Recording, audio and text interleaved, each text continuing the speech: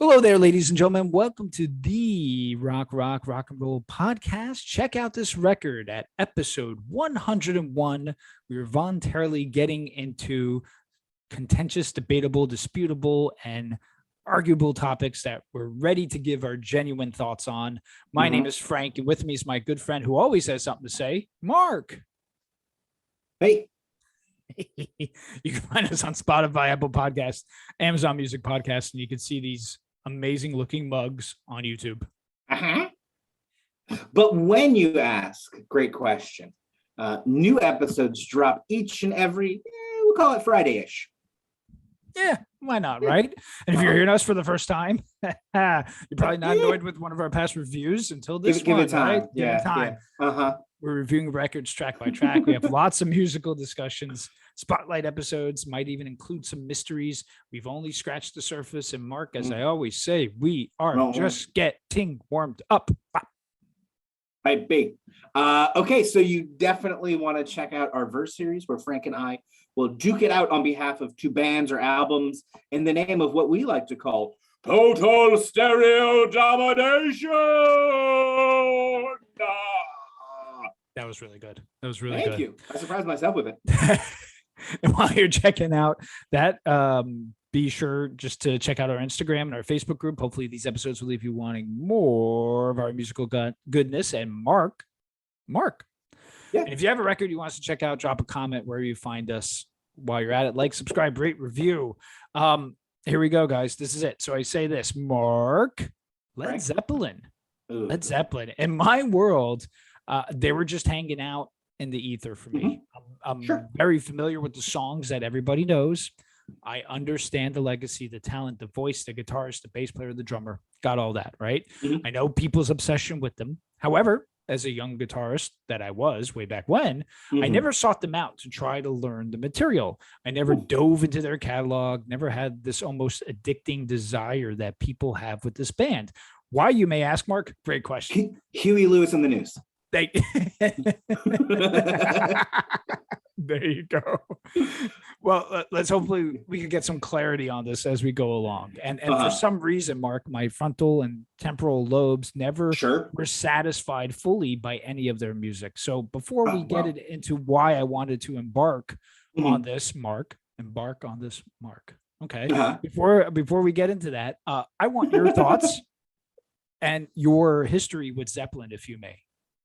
Sure. So I spent like 6th grade through the 10th grade listening to nothing but like 90s alt and 70s classic rock / metal. And I always found Led Zeppelin to be underwhelming. They have some cool songs. They also have some snoozers. Some of their albums are really well constructed and balanced. This Led Zeppelin 1, which we'll be talking about tonight, isn't one of those albums. But I think we need to look at this as if we're examining like the first footprint of Bigfoot, right? Like we know that this mystical creature is out there. Let's see where the mythos came from, right? And by doing Led Zeppelin 1, which is not one of their albums that I'm like super familiar with, we get a chance to see that first step, that first imprint the band had, and maybe we'll see where it goes from here. I hope not. Their legacy, Mark, is quite polarizing. They're often cited as the best rock and roll band ever.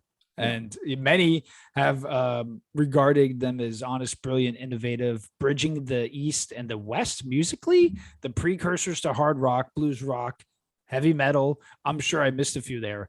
The reason for this episode is that my preconceived notion was that they are vastly overrated. And this was before, when people would mention their name, and the first thing that comes off is the narrative of just constantly ripping people's songs off too. So this goes back a while. People can tell me they're not overrated. That's fine. But deep down inside, I never connected with them. So Mark, I wanted to go through each one of their records, give them an honest listen, and both determine if they're overrated, underrated, or if they're just right where they need to be. And since you know a little bit more about their records than I do, Mark, what's your experience with this first record? Oh man, you really want to do each one. Not an episode, not in a row though, but yeah. Yeah, no, we're breaking it up, folks. Led Zeppelin 1 was probably one of the last of their albums that I got around to listening to. I was a fan of Houses of the Holy for a while, but it's been so long that I can't really remember why I loved it, just kind of off the top of my head. So I went back and re-listened to that as well. The Song That Remains the Same, Over the Hill and Far Away. What's that one song with the dumb name that goes, ooh, ooh, ooh, baby, please don't go. And of course, the title track with that killer riff. So I think I found like the one album that I liked and just kind of went, to the rest of it. With Led Zeppelin 1 being like the one that I kind of connected with the least and just really pushed the furthest off. I know the hits just like you do, right? As everyone does here, but Yeah. getting into the full record, man, LZ1 has some boring fucking songs on it. Back to you, Frank. Well, let's go back to 1966, Mark. Mhm.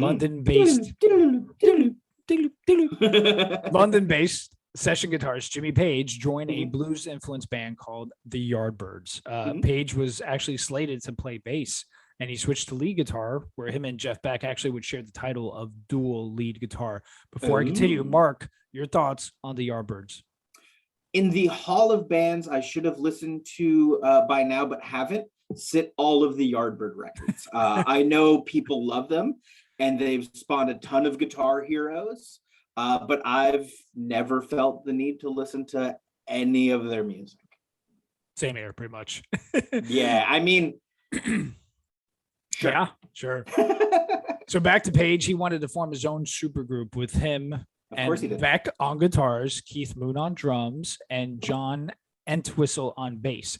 Vocalist Steve Winwood, later of Traffic, and Steve Marriott were considered. Now, the Yardbirds would quickly dissolve in 68, and Page and bassist Chris Deja started putting a new lineup together. Page wanted vocalist Terry Reid, but he declined and suggested one Robert Plant of Band of Joy, and with him, the band drummer, everyone knows, John Bonham.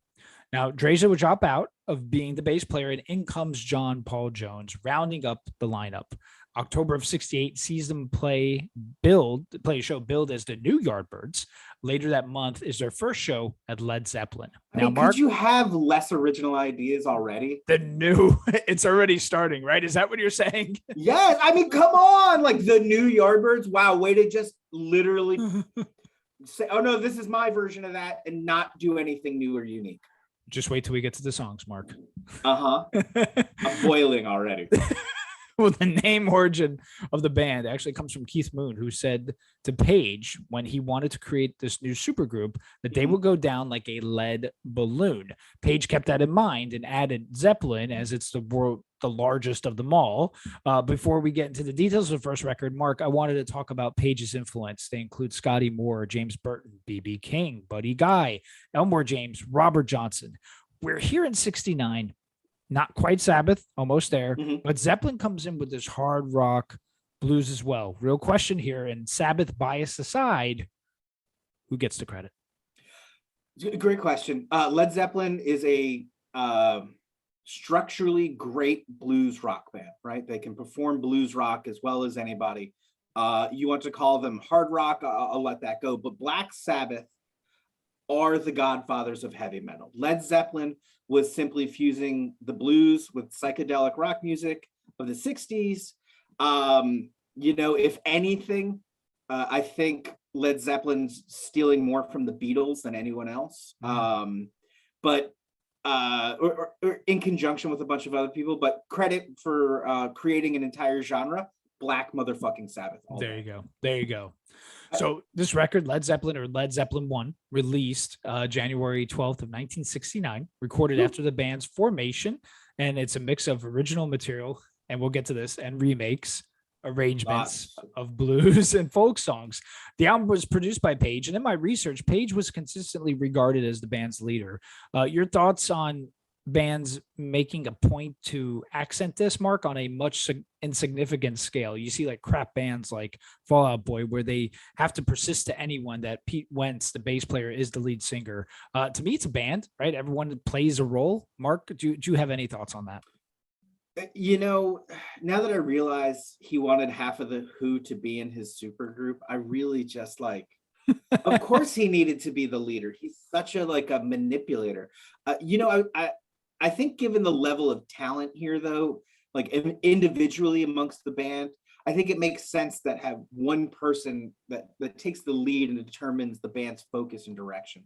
This album is distinctly two, if not three ideas. It's a blues album where it wants to be. It's a fantasy prog rock album wherever it can. So if he wants to take sole credit for its unbalanced, completely unfocused nature, I'm willing to let him have it. Because after all, he literally just wanted to steal band members from other bands to create his band where he ripped off other people's music. There you go. Talk about a trend, right? I mean, like, you know, if you walk down a road and you fall into a pothole, how many times do you have to walk down that road before you start how many times do you have to fall into that pothole before you take another road? Yeah.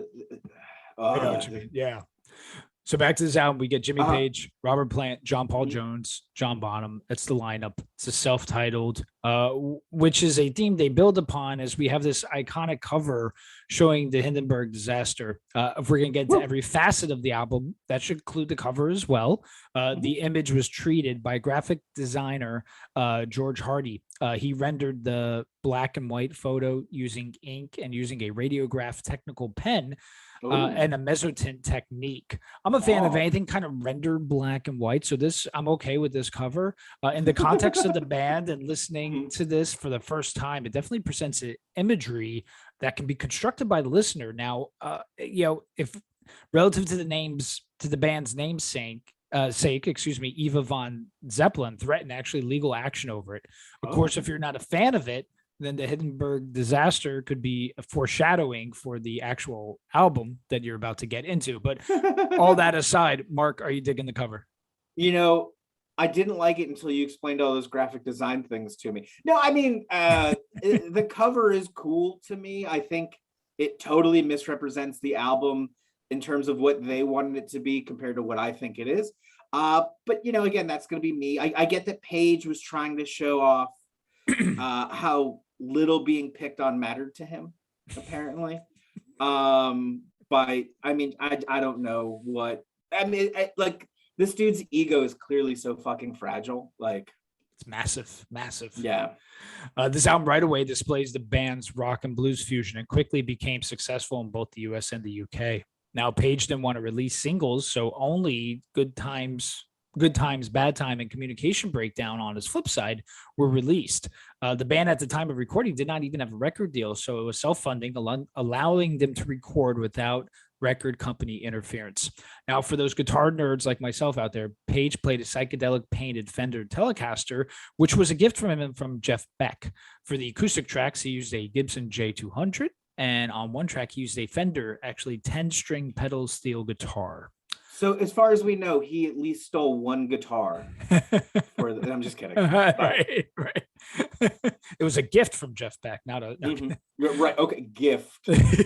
That Jeff Beck's still waiting for. Right. Most of this album was recorded live with the overdubs added later. Page used a distance makes depth approach as he used the natural room ambiance to enhance the overall sound and texture. Instead of placing microphones in front of the amps and the drums, they placed additional mics 20 feet from the amps. This helped with Robert Plant's vocals too. They eventually kind of bled over some of the tracks. So knowing this, I'm impressed by the innovative nature of the band on the recording front. Regardless of liking the songs, I do appreciate the effort to make them sound unique. Mark? Absolutely. When the Beatles did this before them, I mean, it's totally different from what the Beatles did. The soundscape they've created as a band can be really beautiful and unique. They do have a great depth of sound. The sound of the record, mind you, we both listened to remastered versions of. Oh, yes, but absolutely. it's always plenty sharp, like when Plant is screaming from the back of the room and Dazed and Confused before coming up to the mic and making weird moaning noises. But it always sounds great, right? Like, and that's one of the things like that he was, who knows, maybe it was all his time as a session musician. He just learned how to make things sound good. Right. Because they do that. And that's one thing you got to give them. These records all sound phenomenal. Absolutely. Absolutely. Okay, let's finally get into these songs, Mark. Ooh. Good time, bad times. First track, first single, rarely played at live shows in its entirety. In 69, I have to imagine, though, hearing this for the first time was probably absolutely mind-blowing from people. What I like is how each member was able to add and display their forte. You know, Plant singing, Bonham pounding on those drums with just a complete unique technique. Jones's bass solo and Page's nasty, almost dirty guitar work. I can hear the distancing of the mics from the instruments to create more of that echo sound. As we listen to this, Mark, do you like this as a first single, as really introducing the world to Led Zeppelin? Here we go. Yeah, this was what they're known for, right? Like big bombastic guitar riffs and drums, over the top romantic lyrics, and with a simple hook. All sealed with this big fat rock and roll guitar solo. Like, I bet they didn't play this a lot live because of that offbeat kind of clamshell rock out that John Bonham does. It must be just absolutely insanely hard to replicate that, certainly over and over and over for its full extent. You guys will hear me drool quite a bit over John Bonham. I was a drummer. I do appreciate what he did, and again, those drums sound fucking phenomenal. Totally. Hey, look, when it comes to what they do doing it well, this is what they do well, and it's a great lead off single, and it's a great lead track for the album. Yeah. Well, track 2, Babe, I'm Gonna Leave You. It's a cover. Here we go. Cover. Sorry, Mark. Oh, he told me this now, folks. It's a cover of a folk song by Ann Breeden, but Page and Plant actually have writing credits on this rendition. This was also covered by Joan Baez, but obviously different, as her songs were mostly just her and the acoustic guitar. I rarely hear this song be brought up in conversations I have with people when talking about Zeppelin songs. I feel this is a fair cop to Stairway, with almost more enjoyable and aggressive nature for me. Its loud and hard rock sections really make this song stand out. If I am to be honest, I did enjoy the song. Mark, what about you? My attention span is my biggest enemy when it comes to this song, because it does have some great thunderous rock and roll moments, but it also has these bloated downtime bridges that go just absolutely nowhere. Back and forth like that for the entirety of its 6 minutes. Keep this at that 2.5 minute mark where the song actually starts and ends, and then they just tack on another 4 minutes of garbage. I'm interested. As it is now, I just get annoyed with the back and forth and over and over and over song structure. Just fucking end it. It goes on so fucking long with just like guitar doodling and a lot of those like empty bridges, and it's just so like, just stop it, just end the song already. I can't stand it any longer. Next is track 3, You Shook Me. It's a classic blues song made famous by Muddy Waters and recorded, here we go, by the Jeff Beck Group, using a 12-bar blues with a slower tempo, but keeping the classic blues elements can be heard. Now, shocker, Mark, there was a dispute since the Jeff Beck record. They recorded it 9 months prior. Page chalked it up to a quinky dink, but Beck and Rod Stewart, of all people, said they remember Plant being around when Beck's version was created. So this stealing, should we say, this ripping off is already in our talks here, Mark. It is your standard blues tune, but made heavier. I don't mind it, but Mark, as the blues guy here, what are your thoughts? Yeah, from a blues perspective, it's good, right? Their work as a blues cover band is good. I just don't know why this is on the same album as Babe, I'm Gonna Leave You or Dazed and Confused. Did we not have enough material? I don't think so. Were you just busy rummaging through Jeff Beck's garbage, or even Jeff Beck's not garbage? And like, I don't do it's just, why the fuck is this here?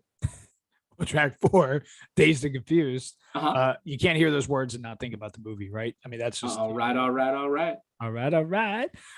So this song actually was written by Jake Holmes as a folk song. The Yardbirds also gave this a try, so it's a rework of a rework. Oh, Shocker again, Mark. Holmes would eventually sue the band for ownership, but that didn't happen until 2010. The lawsuit was dismissed, and they credited Holmes as a writer. Lots of psychedelic acid rock feel here with an elongated middle and, of course, the roaring guitar. The band is without letting us know their preferred structure style. The thing is, are we attached to what's going on? Some would argue that the loudness is overkill. The retort, some could say we're crazy. Mark, where do you stand on this? yeah, you nailed it, man. They're jamming the psychedelic rock into an old blues number. I mean, like, and when I say jamming, I mean they're just forcing it right the fuck in there. I don't love the guitar tone here. I think you mentioned dirty. This sounds like garbage to me. I think, it sounds sloppy as shit in places, like it just is never consistent across the song. It's another song that simply spins over and over doing the same thing, and it's really boring as hell. I don't understand how people listen to their whole albums. By the time we get to Rocking Out, I'm so bored that I missed the transition into it, and it's just like it's like walking away to go to the bathroom, and the movie you're watching is in another scene, and you're just like, okay, Yeah. I guess we're just here now. I don't know what happened to the last part, but I mean, I guess I'll figure it out. Track 5, Your Time's Gonna Come. Supposedly only performed live by the band in 1968, with shows not being recorded by our phones. I don't know how true this is, but this is the reason. This is the reason for the infrequent use of the song is maybe because the band didn't like it themselves. I don't know. We have close to a minute-long organ intro, and then what would become a signature sound by the band with Plant's vocals. We get some finger-pick guitars and almost a gospel influence. Of course, that provides a sing-along components to it, and definitely has an overall feel of classic 60s British rock. Now, for me personally, I don't fancy the song at all. There's no oomph. The lyrics are not good enough to carry the weight and more of these mundane moments. The gang chorus actually gets annoying to me, and I would have personally liked some more time changes. Mark, when's your time going to come? This song is so boring. The gang vocals on the chorus are just lame as hell, and somehow the best part of the song at the same time. I don't understand how those boring gang vocals can be the best part of the song. It's amazing how little substance is here. And if you really think about this song, Frank, they're clearly stealing from the Rolling Stones. Your time is gonna come. Well, yeah. They're just stealing from the Stones. So no, don't play it. Fucking, it sounds just like the Stones. That people will figure it the fuck out. I don't know. I and you're right. That intro is so long and unnecessary. Like, my God. And it's not even like an organ solo. No. It's just like one note. It's a drone. It's like a drone. Oh my God. Well, track 6 is Black Mountain Side, a folksy instrumental tune that Page has writing credits on. Here we go. It's inspired by an Irish folk song called Down by Black Waterside. This arrangement is similar to Barry Janis's version of the song recorded, guess what, Mark, a few years earlier. It's in the guitar tuning known as Dad Gag, so D-A-D-G-A-D, which is fun to play. And I like writing in that tuning. Sure. As we heard, Mark, you could definitely hear the similarities in the song. So it's well done for an instrumentation track or an instrumental track, but why not give it credit right off the bat? I mean, it seems pretentious to me. And Mark, again, this is an apparent trend. First album, 6 tracks in. We've talked about this now so many times. The key word here, my friend, is pretentious. This whole fucking record, pretentious. No, I mean, I'm sorry. No. What do we have? One original song so far out of 7? I feel like we've talked about something being taken from somewhere else for every song, but yes, I think that's what it is. It's just, I don't understand how this album happened and people went, fuck yeah, dude, I can't wait for Led Zeppelin 2. No, I'm going like, okay, I guess Prague started, whatever. Prague started. Oh man. Well, track 7, Communication Breakdown. The lead single, recognized by fans as an instant classic. Acts such as Iron Maiden and Soundgarden have been influenced by this tune, and Page's rapid downstrokes on guitar influenced one Johnny Ramone on his downstroke style. Rolling Stone magazine would say that this comes close to Punk 7 years ahead of schedule, and the lyrics allude to Eddie Cochran's nervous breakdown. Okay, so it's short, loud, rambunctious, in your face, which are all qualities I like. I do feel that this is a showcase for Page and his guitar playing. Why? Because I just feel that Plant's vocals are just there to move things along from one point to the next without really caring if there's any sort of focus or not. I'm not sure how much that makes sense, but at least in my head, I'm, or maybe I was having a communication breakdown. Mark. I mean, you just told me that he stole this from Eddie Cochran. No, honestly, definitely one of my favorite songs on the album. It's under 2.5 minutes. It's got that great downstroke sound you just talked about, the speed and energy of punk rock yet to come. Another very different song from the rest of this album. What in the name of God is it doing with this band on this album? If Page is guiding this ship, which direction is he going? Because he's all over the map here. To say that this is a focused, singular point, that this album had a focus and a direction, is complete garbage. Which might be the secret to his appeal. Maybe people just like that he's fucking all over the place. So there's something for you. There's something, you like a little of this, you like a little of that, you like a little of this. We're the best rap band in history. Come on. We all know that's the Rolling Stones. Fuck out of here. There you go. There you go. Communication is hard, though. It is. Yeah. Well, track 8, I Can't Quit You, Baby. Thank God. Another blues cover of this song, written by Willie Dixon and recorded by Chi-Town, blues artist Otis Rush. Another song in the 12-bar blues arena. Now, author of the Led Zeppelin biography, Keith Sandwich, no, that's not Sandwich, that's Shadwich, said the song was one of the most successful pieces on the album, with no flat spots and a perfectly symmetrical form, with a classic blues rendition. I'm all for blues, absolutely, Mark, but I'm getting fatigued with their interpretation of it, and Plant's vocals are starting to wear on me. Mark, you know I'll never quit you, but I may want to quit the song. Mark.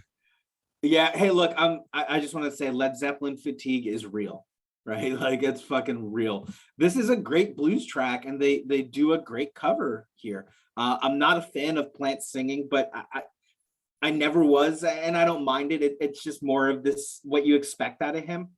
I never say the appeal for the, I never saw the appeal for those kinds of singers, the guys who could like use their voice in every range and octave like they're in an opera. Like, right. Go join the fucking opera, bro. It's cool. It's just not for me. I've just never been impressed by it. I think that's maybe why I don't give a shit about hair metal either. Cool tune. But my God, I'm bored already, and I'd rather go listen to actual blues albums. Right, exactly. Yeah. Well, track 9, last track, How Many More Times, at 8.5 minutes, and written all by the members. So this is an original song. Great job, guys. Well, Plant was not credited actually for writing it due to a contractual obligation. I mean, so much drama with the writing credits, and they have yet really to be thrusted upon the world to the masses. Plant would eventually be given the writing credits. Plant actually used a bowed guitar and would state that it was made up of little pieces developed during the Yardbirds times. I already have a black mark on this song due to its length, and I was just waiting for it to be over. I know that sounds harsh, but I can be appreciative of the innovative nature of the song and still be bored to death with it. Mark? Yeah, man. Out of let's call it 4 songs that were original on this album, maybe 2 of them might have been cool. Out of the 4 songs that made up this one song, maybe 2 of them might have been cool. I don't know if I said that right the first time. This thing it just goes on, and they just loop parts over and over. It's like I've said this before about the whole album. Just like some stoned jam band that just doesn't know when to stop. I'm just so bored with it. To answer their question, Zero more times around. The song within the songs don't always match up.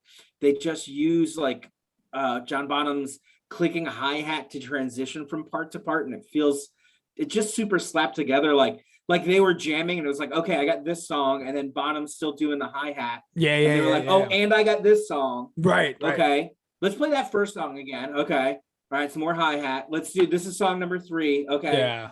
Some more hi-hat. Song number 4. Let's do 3 again. Let's do 4 again. Hi-hat. I know it sounds like this other song, but we're gonna just keep using that, and hopefully no one comes after us. Oh my god, it's just it's so crazy. Like, I just couldn't figure. Like, congratulations, you guys finally wrote the entirety of your own song. I guess allegedly. It just sucks. Sorry. Well, let's get into a couple different facets here. So let's talk about the reception of this debut. So the initial remarks was that this album offered nothing than it's a twin from the Jeff Beck Group record, and it didn't offer what that record offered. I feel like we should have listened to that. Yeah, maybe we should have done that one. Sorry, man. Like, I feel like, man, this sounds a lot like fucking Led Zeppelin.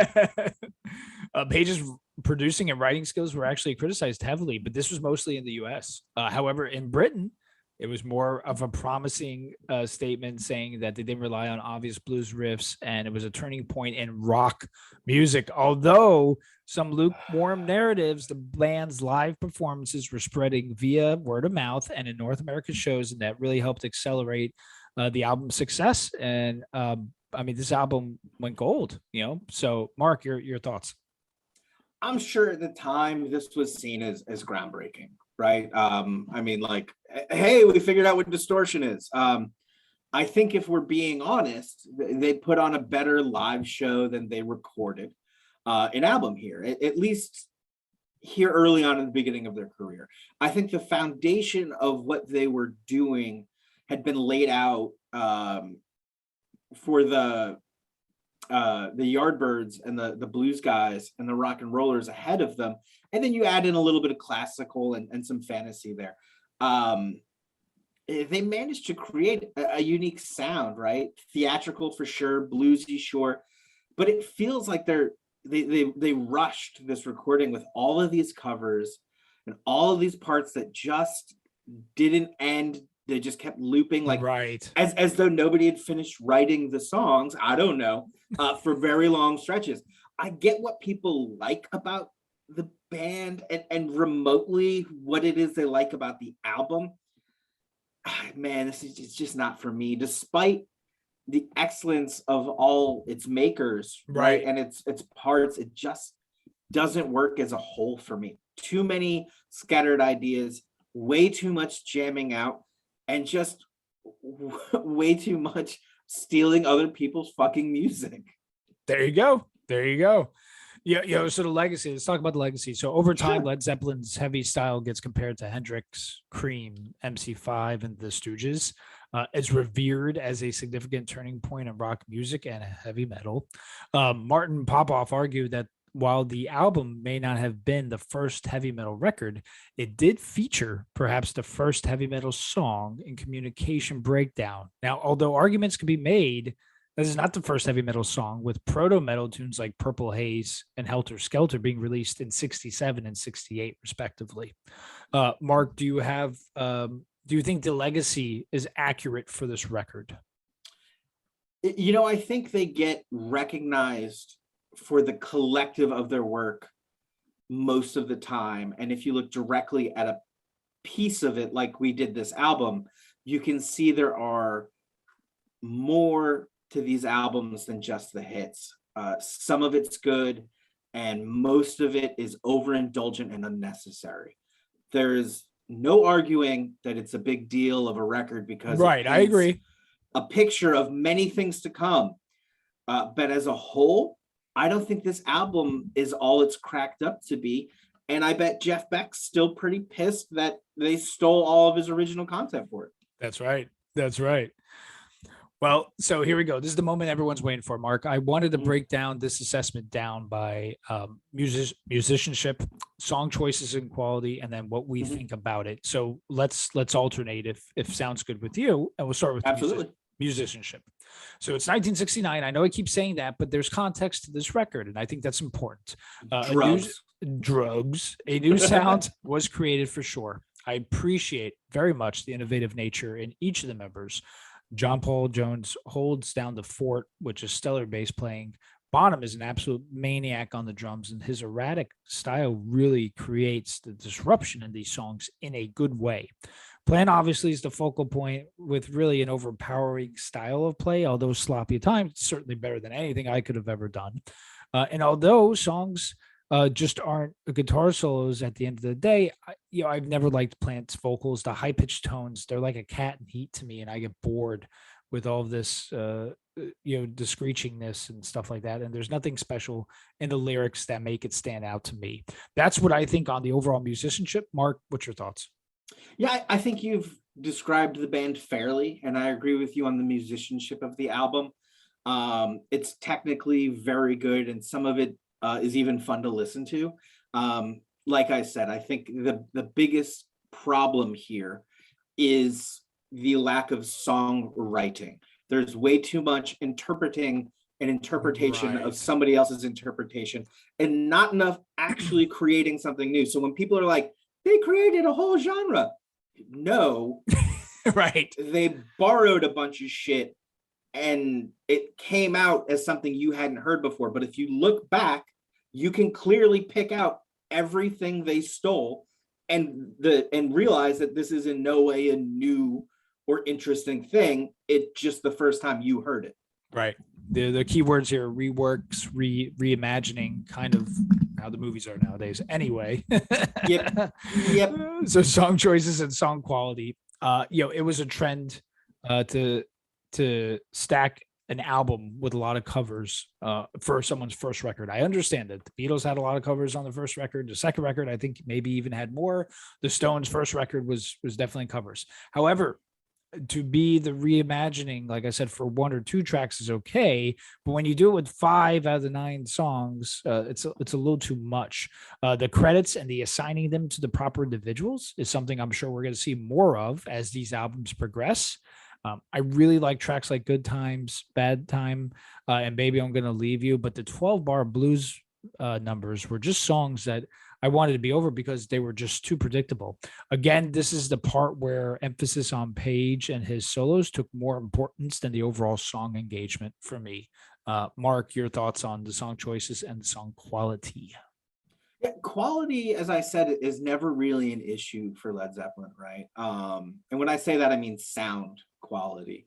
They did a great job of making sure what's meant to shine does shine, except for a couple guitar parts. As for song choice, I'm disappointed in all the covers. I mean, you make an interesting point about the Beatles and the Rolling Stones' first albums having a lot of covers.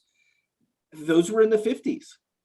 This is the late 60s, almost the early 70s. We are in a different time of rock music. It's a very different place. And there's no reason that this album had 60% covers on it. I would have liked to hear more original content from them, but I guess Jeff Beck hadn't thrown his trash out that week. It felt like they only had a few things ready when they went into the studio. And the songs that were fleshed out came across with great spirit and energy. And I think the other songs just kind of got muddled together. Yeah. I think the only exception there being Communication Breakdown. Sure. I feel like they didn't know where to go with it. So they just cut it off thinking they were being interesting. And, if anything, maybe that's, a proto-punk moment where the short song is invented, certainly for the time. But again, I'm not giving them credit for a mistake they made. So there you go. Yeah. So here's the moment, right? Is this overrated, underrated, or just right? Again, context. I think it's rated just right upon its release. You had lukewarm and positive reviews. With how music was discovered and presented to people, they weren't hearing stuff like this at the time. And even though there could be songs out there maybe that are similar, we'll never know if they existed. The legacy of this album being the new coming of rock and roll, I think, is an individual preference based on what you like. To me, it's not, because I had another set of influences. The meshing of the blues and the rock to create blues rock was there, but shortly after, Sabbath gave it a shot of adrenaline, and Maiden and Motorhead brought punk into the mix, which again to me was more impactful. All music, Interesting. yeah, absolutely. Some ratings here. All Music gave this a 5 out of 5 stars. Rolling Stone the same, and it also ranked 29th on Rolling Stone's 500 greatest albums of all time, which, based on their recent list of revision, really means shit nowadays anyway. Based on the lists I've seen, this Zeppelin album gets ranked somewhere in the middle of the pack as far as the other Led Zeppelin records. And that's how I would place and classify it. It's not from the perspective of 1969. It's from the perspective of 2022. This is slightly overrated to me, and I give it a 6 out of 10. What about you, Mark? Yeah, I'm firmly in the overrated camp from today. I'm happy you brought up the reviews it got at the time, right? Because I think those speak very honestly to it. And I agree with a lot of them still to this day. Look, I think these albums get, again, that kind of blanket, oh yeah, they're all great, because it's Led Zeppelin. And again, I think people are remembering the whole instead of the individual parts. Right. When in reality, only a few of the albums as a whole are great. This one has its moments, and I understand why people like it. I do, but I don't know who would insist that it's amazing or groundbreaking. I think that's just ignorance to people who didn't listen to what the Rolling Stones had already done and were doing at the time. It's just a bluesier version of what was happening, and they did a great job of melding psychedelic movement into it. Yeah. There's more to this movement than people want to acknowledge, and that's just because they know how boring it really is. And if they look up those other bands that were doing this and doing those interesting things like Jeff Beck, they're going to realize that they're bored listening to that too. Yeah. All that said, I'm giving this a 3 out of 10. I just cannot stand it. It sounds phenomenal. There are great moments, but my God, does it go on entirely way too long. Where it's cool, it's really cool. I have issues with all that writing credit BS, just like you mentioned. Yeah. I think, he's a sneaky snake and he's a son of a bitch.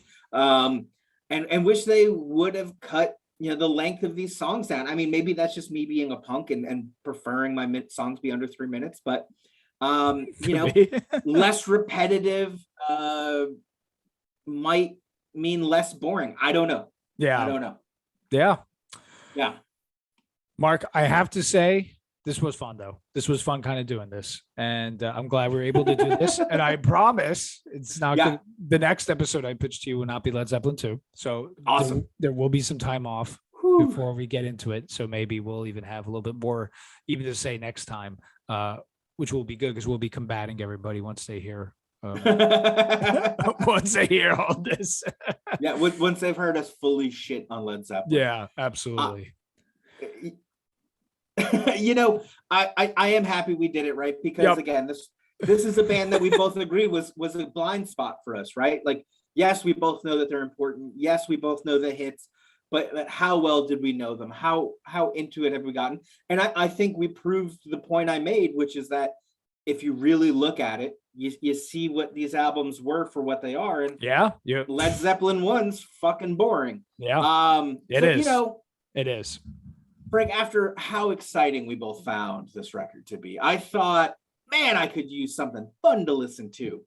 So we're going to Scotttown, USA, buddy. Oh, love it. Yep, we're going to listen to the Mad Caddies 2018 Punk Rock Steady. Oh, man. It's a fun album of punk rock covers played in the rock steady style of reggae and ska. If nothing else, it doesn't take itself nearly as self-importantly as the hunk of hype we just listened to. Well, and they admit that it's a cover album, so there you go. And they say, we didn't write the song. Here's the credits for who did. That sounds great. It's so good to mix these episodes up. Not that this was intense by any means, but it definitely, you had to put on a different cap, so to speak, when kind of diving into this. And I'm going to be excited to get into this. We're in a ska mood too, with the recent news of the Mighty Mighty Boston's breaking up after so long. So I am very pumped up about this. I love listening to ska in the car. The kids love listening to it. So it sounds great. Hey man, thank you for joining us, everybody. Remember, like, subscribe, rate, review. You could challenge us on our Zeppelin views, and that's totally okay with me. So stay safe out there. I don't know if when we did those Greta Van Fleet reviews that I was like, man, these guys don't sound nothing like Led Zeppelin. Led Zeppelin kicks ass. But I get why people compare them now, because they're both so boring. Oh man, it's the end of another episode. Thank you so much for listening, because without you, well, this is the same conversation Frank and I would have had, but just without these intros and outros. Yeah, just not recording. But hey, won't you say it with me now? Oh my. Oh, hell yes. Oh, bye-bye. Oh, I can't believe they don't like Led Zeppelin. Their mother must have dropped it when they were young. I don't know. My mom doesn't even know. No, my mom doesn't even know a Zeppelin song. So what's a Zeppelin, Frank, and why would they make it out of lead?